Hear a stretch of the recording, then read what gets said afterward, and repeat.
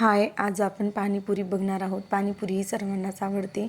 तर पाणीपुरीची रेसिपी करण्यासाठी मी इथं जे गोड पाणी बनवतात त्यासाठी चिंच व गूळ 4 ते 5 तास भिजत घातलेलं आहे. त्यानंतर इथं मी 4 ते 5 बटाटे चांगल्या प्रकारे उकडून घेतले आहे. त्यांची साल काढून त्यांना चांगल्या प्रकारे मी मॅश करून घेतलेलं आहे. आणि मी त्यानंतर हिरवी चटणी करण्यासाठी मी कोथिंबीर, पुदिना, 4 ते 5 हिरवी मिरची, थोडंसं अद्रक हे मिक्सरमध्ये छान प्रकारे ग्राइंड करून घेतला आहे. तुम्ही बघू शकता इथं हिरवी चटणी किती सुंदर दिसत आहे. हिरव्या चटणीचं टेक्स्चरसुद्धा खूप छान झालं होतं आणि ती टेस्टलाही छान झाली होती.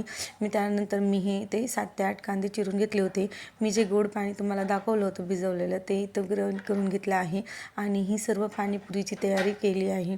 ही त्यामध्ये शेव, हिरवी चटणी, गोड चटणी, बटाटे, कांदा आणि पाणीपुरी इतकी खायला सुंदर झाली होती आणि सर्वांनाच आवडली. तुम्हीसुद्धा ट्राय करा. खूप सुंदर झाली होती. थँक्यू.